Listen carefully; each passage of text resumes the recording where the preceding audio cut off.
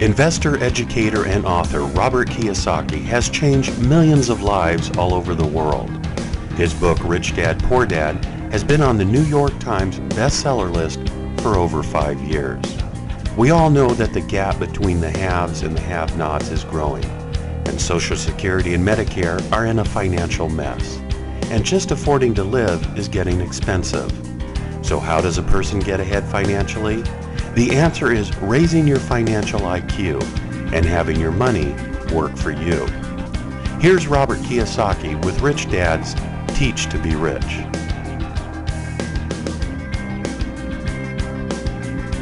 What I'd like to go into really quickly for a while is the E, S, the B, and the I. And as you may notice, that one of the ways I am successful is because I did very poorly in school. And because I did poorly in school was I learned to cooperate and hang around, like I said, smart people. So one of the reasons I am successful is I'm smart enough to not hang around with what I call losers. I don't mean to be disrespectful, but my time is very important to me. How many people in this room hang out with people that actually bring you down? Good. You know, that you may love them, and nothing saying is right or wrong with that, but I need to get on with my life and my work. So that's why I've been very careful who I spend my time with. So before we bring Sharon up here, and we're going to talk about this quadrant really quickly. Are you ready? Let's have a hand for Sharon, please. Now, Sharon is a CPA, known as anything with a CPA. Would you mind telling them the difference between E's, S's, B's, and I tax-wise? The 43 Tax Act and the 86 Tax Reform Act. Absolutely. How many of you would like to pay fewer taxes? Okay, then you have to move to the right side of the quadrant. In 1943, employees lost half their paycheck before they saw it. It was the Withholding Act. So all of you who have been employees or are employees know that little word called net pay. You think you're making one thing, but you're actually making your net pay because the government takes its share before you get yours. So you're not really able to spend what you earn. You earn it, you get taxed, and then hopefully you can live on what you get what's left. Yeah, the 43 Act was called the Current Tax Payment Act, and basically it meant the government gets paid first. But as a CPA, can you do anything for an E? There's absolutely no tax planning that an employee can do that will help you get to the right side of the quadrant. And the reason I want Sharon to start first is because taxes are our single largest expense. Like I say, in 2005, I will spend more, pay more in taxes than most people will earn in their lifetime. So I'm not against paying taxes. I just want to pay as little as possible. Right? Right. And then there was the Tax Reform Act of 1986.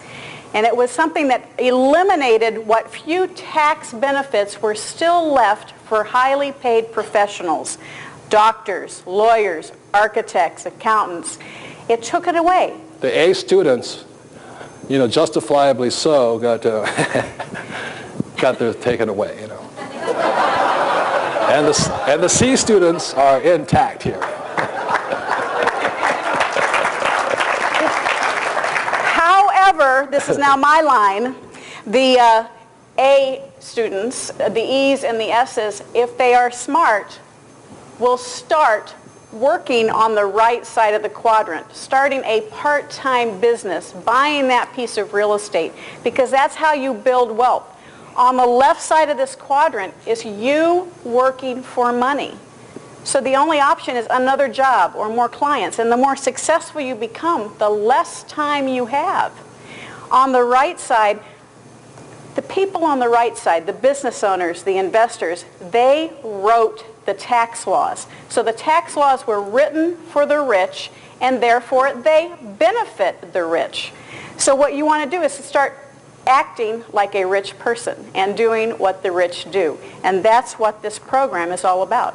So can I add one more thing? And please listen to this, because it's one of the hardest things for people to understand. When I say work for free, these people go psychotic because they have, I must do something to get paid. They will not work for free. Over here, people work for free because they're not working for the same kind of income. It is one of the toughest things to understand. I'd rather work, most of my friends will work for free simply because they'd rather have a different kind of income here.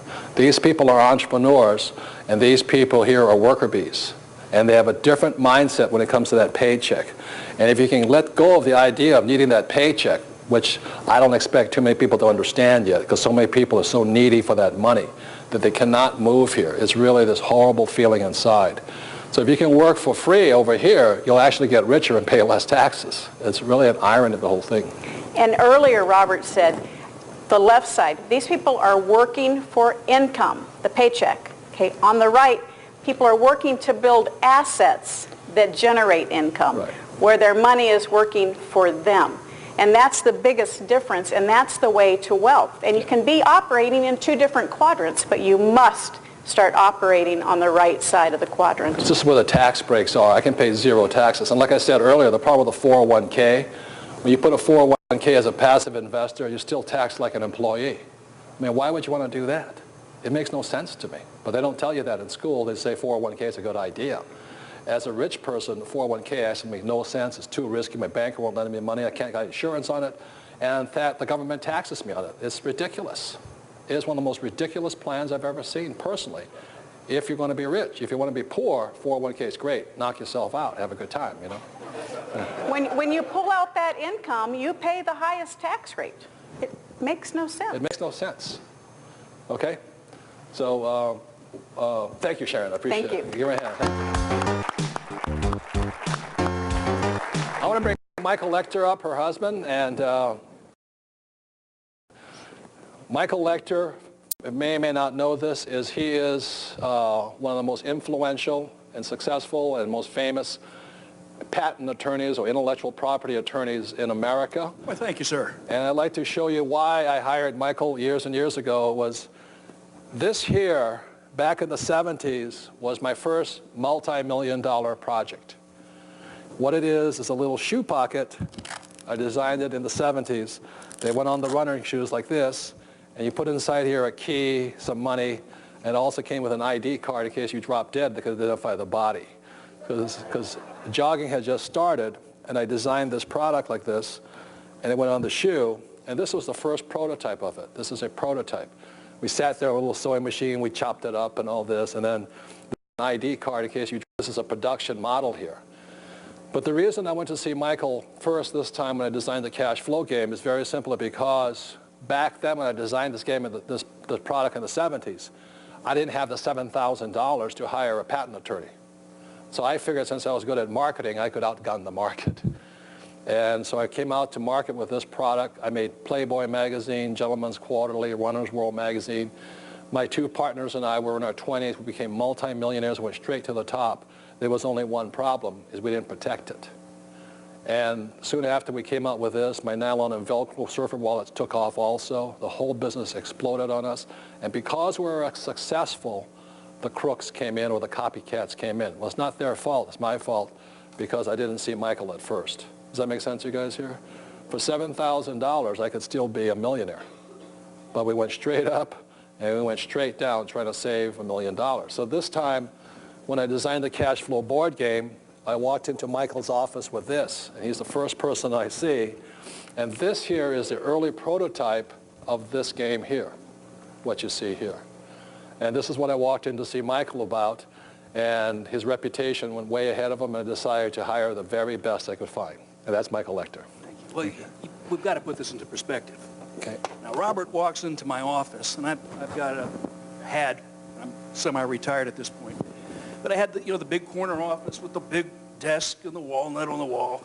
And in comes Robert, and he was wearing a Hawaiian shirt, shorts, and he says something like... retired. I didn't have it. And we hit it off right away. And he says something really lofty, like, I'm on a mission. I'm going to raise the financial well-being of mankind. And I'm looking at this guy, and he cleans up pretty well. But I mean, you should have seen him. And I'm going, okay, well, I hear you. So what do we got? And he pulls out this roll of paper. And he spreads it out on my desk. And it was the prototype for the cash flow game. And you know what? Mission accomplished. He has actually raised financial well-being of mankind. Because this game's now in how many different languages? Oh, Lord. I've lost track. 30 or 40 languages, is that right? 15 games, 44 books. 15 games, the books are in 44 different languages. Anyway. Now, And just to let you know how far it went is my books, the Chinese Communist government recommends 20 U.S. books. We have 2 out of the 20 they recommend. So that's how much it's changed. And the books are referred to as the Purple Storm. You see a book in black and purple, what's the first thing you think? Rich Dad. And that didn't happen by accident. That was all by design. You know. That's called a trademark, and you're building your reputation. Again, you're building intellectual property assets. This is the point, is that, Michael, your book here is this, is protecting a number one asset. And when people says it takes money to make money, that's not really quite true, because your greatest asset are your ideas. And so I took the word Rich Dad and we made it a brand, a trademark. How much would you say Rich Dad's worth today? Oh, wow. In the hundreds of millions of dollars. That's how much the name is worth, because Michael protected it all over the world. And what did it mean 10 years ago? Nothing. You had a wealthy father. Yeah. So when somebody says it takes money to make money, they really don't know what they're talking about. But you have to operate like a B, not an E or an S here. You build an asset and then you leverage that asset. If your contribution to a business is a piece of intellectual property, some intangible asset that may have cost you very little cash out of hand, your return on investment can be infinite. It's like the name Coca-Cola. The plant and equipment is worth about $8 billion. The word Coca-Cola is worth about $80 billion. How much do you think Google is worth as a name today? It's in Harley billions. Davidson. Harley Davidson. They're worth billions. Apple, billions. So those are some of the differences between rich people and poor people. As Sharon said, these guys are working hard and these guys are thinking hard. There's a difference. So you build the asset, you protect it, you establish an exclusive right to it, and then you can leverage it into a business. Or you can do what I did and make somebody else very rich. And we're very smart, but we lost it all to save $7,000. You got to remember, the marketplace is not like a sprint. It's not a race. You can't run faster than the competition. I mean, it's more like a relay race, except the competition can come and grab the baton out of your hand.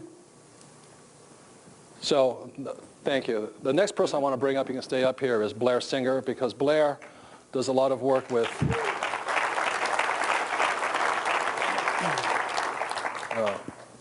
these two products. Like I said, the first thing my rich dad said to me when I was going to become a B in 1974 was I had to learn how to sell, and secondly is how to build a team, right? These are Blair's 2 books. Absolutely. And how many people in this room have ever had at least what you would consider to be at least one, like Michael says, at least one good idea? How many people have ever had more than one? But how many people have ever met somebody that had a good idea, didn't make any money with it? How many know somebody like that intimately well? And see, and one of the things, and when we did the advisor series, one of the first advisor books was Sales Dogs, because the #1 skill in business is you got to be able to sell. How many people here have ever tried to get your point of view across to somebody else and they totally didn't get it? How many people realize it was their problem? You see, and so one of the things that keeps people from moving from the left to the right side as a business owner is 3 primary skills. #1, you got to be able to sell. All the great ideas, all the great products in the world do no good unless you can communicate it to somebody else and get them to take action on that. How many people would like to be able to know how to do that? How many would like to just be able to do it at home? You see, and so it's more, the reason I say that is it's not just, formally as a business skill, it's a life skill. The thing that I work with businesses all over the world over the last, we've known each other for what, 20 years? Work with businesses all over the place. And what pains me is entrepreneurs, people really want to go out and make something happen, but they can't get anybody to come to them with any kind of cash to exchange for the idea or the service. They can't sell. They can't sell it. They can't sell it. And so that's number one. Number two is, along with sales, in order to be, the difference over here, these guys work mostly on their own. I know this intimately well, okay? But the idea is if you're going to build a business, you got to build a championship team. And the reason sales is number one, because it's not just about selling product to somebody else, it's also about selling why somebody would want to be on your team. Because if you can't communicate that, why would anybody want to play on your team? So that's what we do, is we work, the reason for those two books, the ABCs, you got them over there? Right here. Yeah. Sales Dogs, which basically says that you don't have to be an attack dog to be successful in sales. Everybody can sell. It's not rocket science, although when I ask, how many people here, by show of hands, how many people here genuinely like to sell? Show of hands. Okay, good. How many people, when I say the word sales, you get a knot in your stomach? See, that's when you ask the average American, average person, sell something or drink a bottle of Clorox, and half of them would go for the Clorox. But the truth of it is, has anybody here ever met a 5-year-old that couldn't sell? If you haven't had that experience, I'll loan you my 3-year-old and 10-year-old. But the truth is, it's a critical skill. If you want to build wealth, if you want to build a business, got to be able to sell and be able to attract a great team, set a code of honor, a set of rules in place so that you make sure that everybody's on the same agenda. How many people have ever been part of a group where everybody had their own agenda? You see, and one of the things that's held Rich Dad together all these years is that Robert, Sharon, Kim, myself, all the advisors have a very strict code, set of rules, what it takes to be on the team. So I'll give a plug to an organization that's called the Network Marketing Industry. Some people call it multi-level and all this. And I wrote a book to support them. I'm not in the business. I don't make my money that way. But it's called The Business School for People Who Want to Help People. And the main reason I recommend network marketing is I had the benefit of going to the Xerox Corporation to learn how to sell, professional sales training. Most people don't have that ability. So a network marketing company, they're training you to be a business owner. And the number one skill they train you in is how to sell, how to communicate. They don't like to say that because most people have this negative attitude towards it, but it's a great training ground. The problem with getting a job with Xerox is if you can't sell, they fire you. And one of the things about network marketing companies, if you can't sell, at least they'll work with you. But you have to put in your 2 bits here. So that's why I wrote this book, The Business School, and support an industry that's actually teaching the same skills my rich dad said were important to me with business skills. So if you're going to move from E to S to B and I think you have to learn how to sell. And I'm a very shy person, but I actually learned how to do that. So thank you, Blair. The last 2 people I want to bring up, I'm bring up Sharon and Garrett really quickly because they do this little shtick for me, which is important.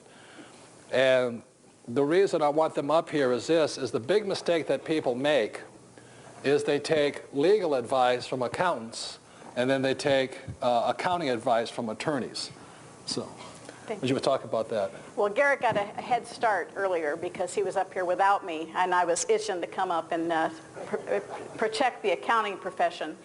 It is absolutely essential that you get the right advice from the right advisor. It sounds simple, but there are accountants that do tell you to do everything on your Schedule C. Find a new accountant. I couldn't agree more. They are not helping you protect your family's future. If they say to you, become a sole proprietorship or a partnership, find a new person. They're giving you bad asset protection advice, right? That's absolutely correct.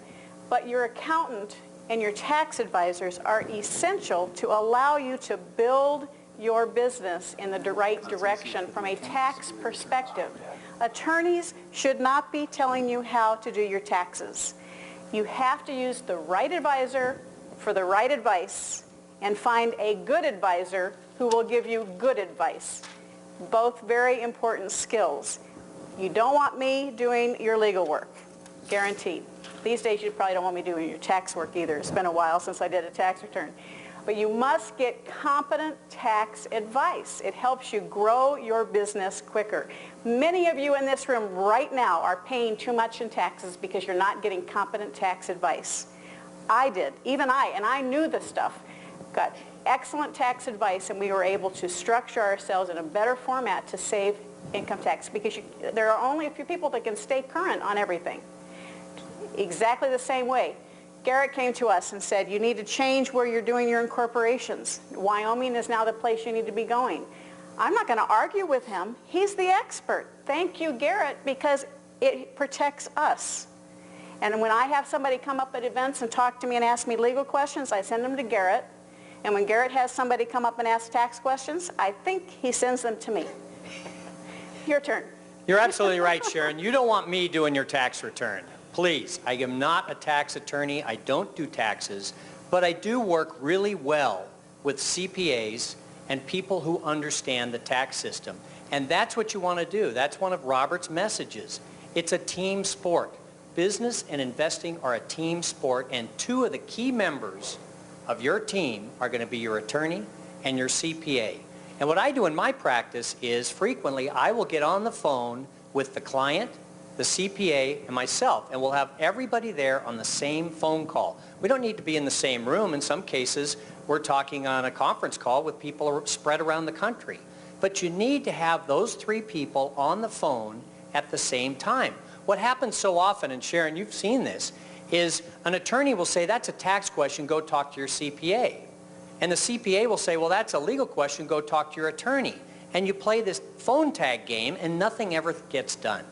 So by having everybody on the phone at the same time, in as little as half an hour, you can make decisions and move forward to protect your assets and to save on taxes. It's a great way to go. So if I could, in conclusion, I would say, if you're an E or an S, all you need is financial planners, and that's about it. And exactly as Scott McPherson says, they're going to sell you stocks, bonds, savings, mutual funds, and get out of debt, because that's all they can sell you. Over here, these are my advisors. I don't have a financial planner per se. What I am is a B and an I, and I play the game a little bit differently. So if you're going to be successful, I strongly suggest knowing the differences there. Because every time I meet a financial planner, they always tell me the same thing. Work hard, save money, get out of debt, invest for long term, and diversify, and naturally buy stocks, bonds, mutual funds, and things like that, because that's what they sell. And if you're going to be an active investor, you need a different team than people who are passive investors. Is that true? Absolutely. And if I could just add one little piece of just incredibly good path to follow, is you want to find somebody who is an advisor who has already done for another client what you have done. You don't want to have them learning on your dime. As we have grown more successful, we've had to change certain advisors because we needed advisors who had already been there and had clients bigger than us. You don't want to be that advisor's largest client, because what you're doing is you're paying them to research, not paying them for their knowledge and experience. And it's very important that you make sure your advisors have the expertise in the area that you want to build your business or your personal life. As I got wealthier, I had to change my advisors and things like this, so I pay more, but their advice is more important. If you're poor, any advice will do. Okay. So that's the big difference here. So let's have a big hand for our advisors.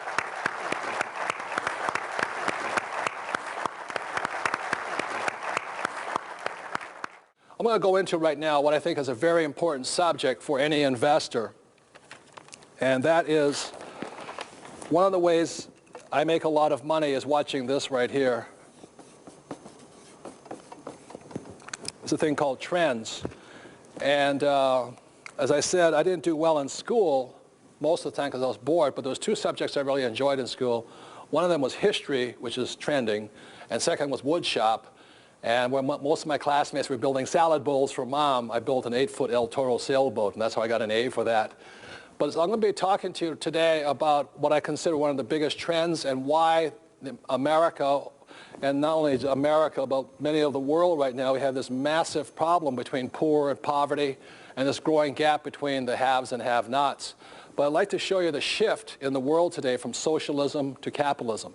So let's go back in time. In 1929, the stock market